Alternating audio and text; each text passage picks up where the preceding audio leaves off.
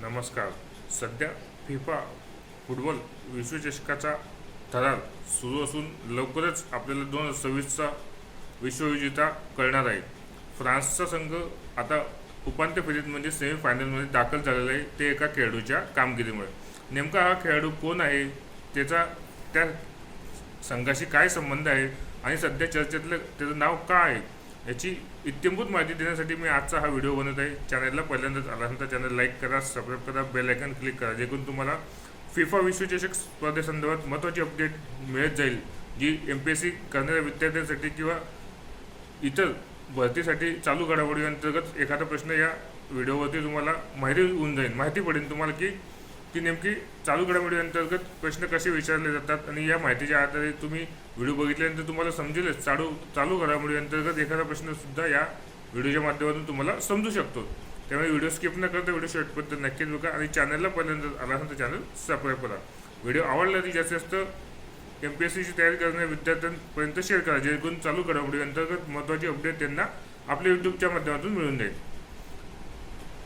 एक असा खेळाडू आहे जो अर्जेंटिनाचा कर्णधार म्हणजे लिओनेल मेस्सीची बरोबरीने तो नाव कमवत आहे आणि मेस्सीला टक्कर देणारा हा नेमका खेळाडू कोण आहे हे आपण आता आजच्या व्हिडिओच्या माध्यमातून जाणून घेऊयात.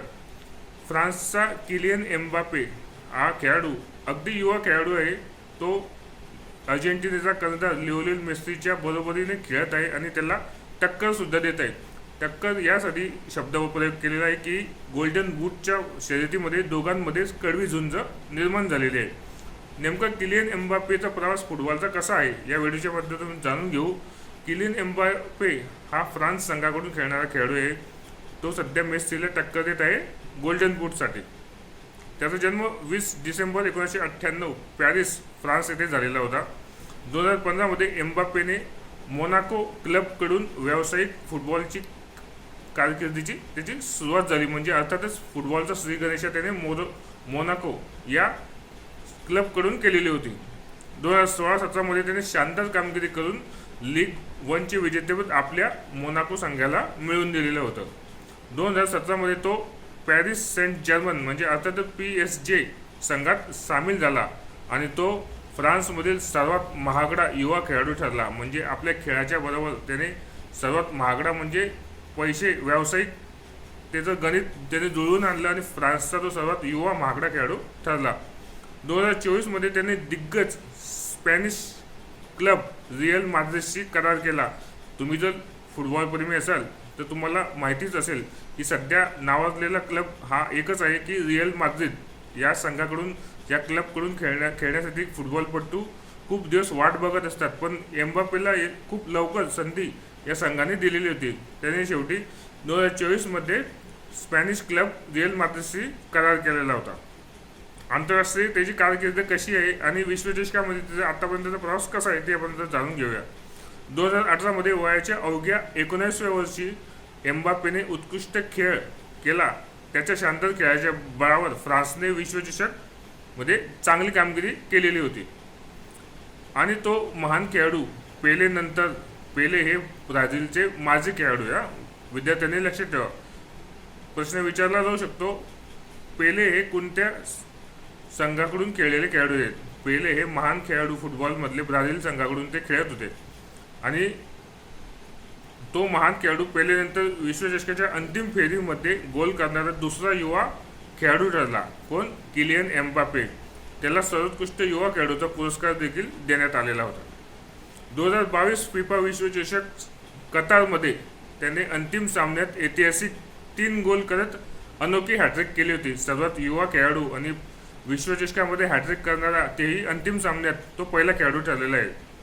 फ्रान्स उपविजेता जरी ठरला असला तरी सर्वाधिक विश्वचषकामध्ये 8 गोल करून गोल्डन बूटचा तो मानकरी ठरला होता. प्रश्न विचारला जाऊ शकतो, 2022 विश्वचषकमध्ये गोल्डन बूट कोणत्या खेळाडूला मिळाला होता? तर तो किलियन एम्बापेला मिळाला होता. त्याने एकूण विश्वचषकात 8 गोल केले होते आणि विश्वचषक अंतिम सामन्यामध्ये हॅट्रिक केली होती, 3 गोल केले होते.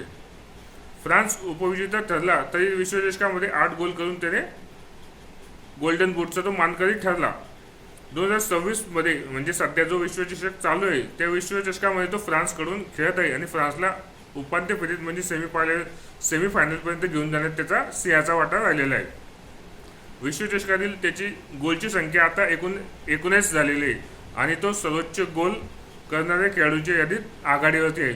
विश्वचषकाच्या इतिहासामध्ये सर्वात युवा खेळाडू म्हणून आतापर्यंत सर्वोच्च गोल त्याच्या नावावर 19 झालेले आहे. विश्वचषकामध्ये त्याने 19 गोल केलेले आहे आणि आतापर्यंतची सर्वोत्तम कामगिरी त्याची राहिलेली आहे. विक्रम कोणते कोणते केलेले आहे तर ते आपण आता बघूया. विश्वचषकाच्या अंतिम सामन्यात 4 गोल करणारा पहिला युवा खेळाडू. लक्षात ठेवा विद्यार्थी मित्रांनो, विश्वचषकाच्या इतिहासात अंतिम सामन्यात 4 गोल करणारा सर्वात युवा खेळाडू तो ठरलेला आहे. हा एक विक्रम त्याच्या नावावरती आहे. दुसरं, विश्वचषकातील सर्वोत्कृष्ट युवा खेळाडू म्हणून हा पुरस्कार देखील त्याला मिळाला आहे. विश्वचषक स्पर्धा 2022 मध्ये सर्वोत्कृष्ट खेळाडू म्हणून त्याला पुरस्कार मिळाला होता. तिसरं,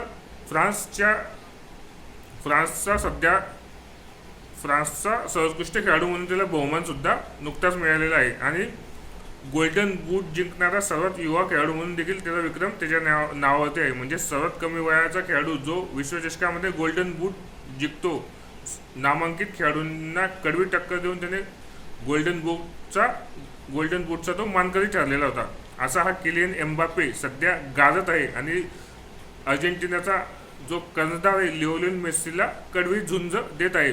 दोघांमध्ये चांगला सामना होईलच, पण गोल्डन बूट नेमकं एम्बापे जिंकेल का मेस्सी हे आता ते म्हणणं चुकीचं ठरेल, कारण दोघीही चांगले कामगिरी करत आहेत. दोघीही संघांना आपापल्या संघासोबत चांगली कामगिरी करून संघाला विश्वचषक जिंकून देण्यामध्ये ते प्रयत्न करत आहे. म्हणजेच अर्जेंटिनाकडून मेस्सी खेळतो आणि एम्बापे फ्रान्सकडून खेळतो. दोघी संघांची कामगिरी अत्यंत उच्च या विश्वचषकात राहिलेली आहे, कारण एम्बापेचा संघ फायनलमध्ये पोहोचलेला आहे आणि अर्जेंटिनाला अजून आपला सामना खेळायचा आहे.